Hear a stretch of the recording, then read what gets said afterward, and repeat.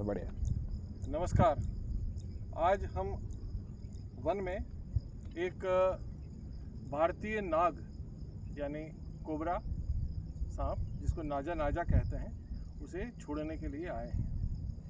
राजस्थान तकनीकी विश्वविद्यालय के एक कर्मचारी के घर में ये सांप मिला था और ये एक मोटरसाइकिल के भीतर छुपा हुआ बैठा था, लेकिन इसका आकार बड़ा है, इसके कारण से पूरी तरह छुप नहीं पाया और थोड़ी मशक्क़त के बाद में ये आसानी से काबू में आ गया। ये बहुत जहरीला सांप है और यथासंभव यदि इससे मुठभेड़ हो जाए तो प्रयास करें कि इसको मारने का प्रयास न करें, बल्कि इसे छेड़े बिना किसी योग्य और प्रशिक्षित व्यक्ति से बुलवाकर इसे वन में छुड़वाने का प्रयास करें। ये सांप प्रकृति का वरदान है।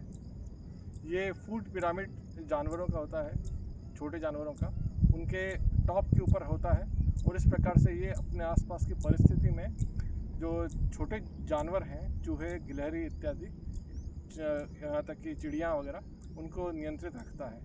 साथ ही साथ ये दूसरे छोटे सांपों को भी खाता है और इस प्रकार से एक पर्यावरण संतुलन में अपनी बहुत महत्वपूर्ण भूमिका निभाता है। इसका विष न्यूरोटॉक्सिक और कार्डियोटॉक्सिक होता है, यानी यदि ये सांप किसी को काट ले तो उसके तंत्रिका तंत्र पर विपरीत प्रभाव पड़ेगा।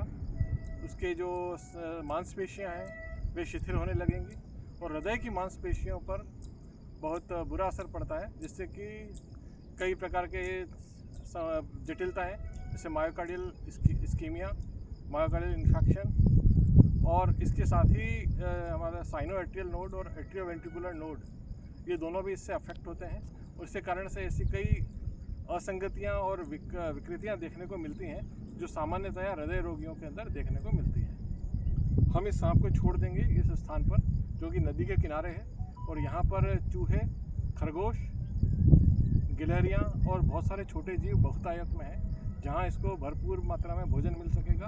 और चूँकि वर्षा काल आरंभ हो चुका है, ये सांप वर्षा काल के अंदर पर्याप्त मात्रा में भोजन करके और अपने हाइबरनेशन में यानी शीत निद्रा में चले जाते हैं, ताकि वापस से जब अगला गर्मियों का मौसम आरंभ हो तब तक ये अपने आप को सुरक्षित रख सकें। ये सांप थोड़ा गुस्सैल है क्योंकि हमने इसे जो पकड़ा तब शायद ये कुछ खा चुका था और खाने के बाद में ये आराम कर रहा था शायद, तो हमने पकड़ा था इसे। ये काला है, इसे नाजा नाजा ऑक्सियाना भी कह सकते हैं आप। इसका जो गाय के खुर वाला निशान है वो स्पष्ट नहीं है, तो रितेश जरा करीब आ जाओ भाई।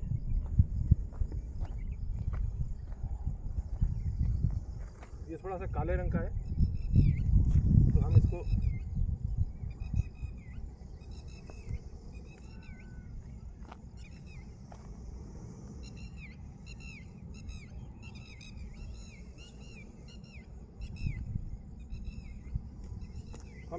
छोड़ देंगे। अभी गुस्से में है ये, लेकिन थोड़ी देर में अपने आप मौका देख करके और यहाँ से रवाना हो जाएगा।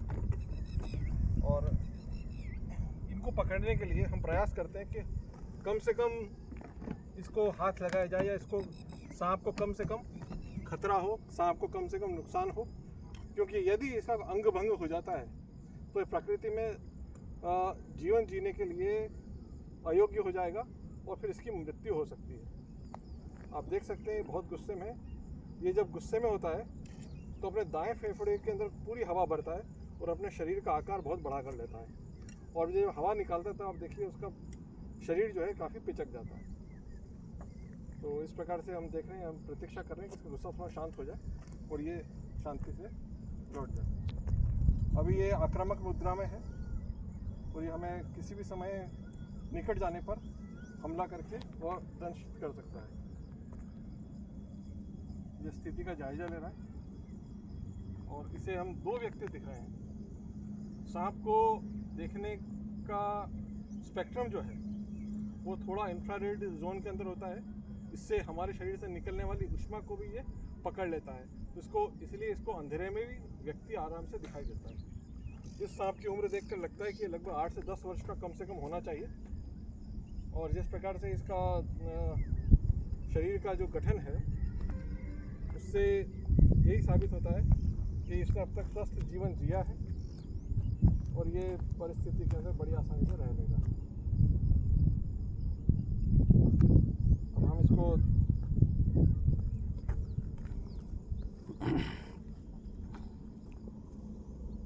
जाने के लिए थोड़ा सा इशारा करेंगे तो चला जाएगा। इसे पानी की गंध आ जाएगी तो चला जाएगा।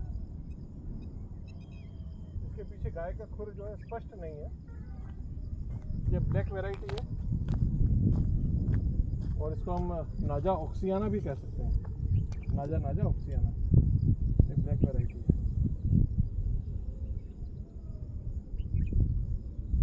ये खुद अब पोज दे रहा है ताकि हम इसके पीछे वाला हिस्सा देख सकें।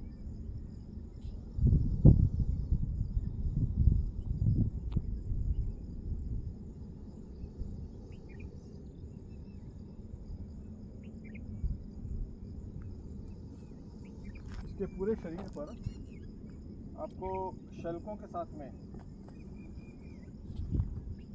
सफ़ेद रंग के हल्के हल्के निशान देखने को मिलेंगे, जो ये शल्क फुलाने के ऊपर सफ़ेद दिखते हैं और बाद में जो है हल्के पड़ जाते हैं। जब वो अपना शरीर जो है सिकोड़ता है तब हल्के हो जाते हैं। और जब ये और थोड़ा उम्र प्राप्त करेगा तो ये शल्क और हल्के हो जाएंगे और इसका रंग जो है अधिक काला हो जाएगा।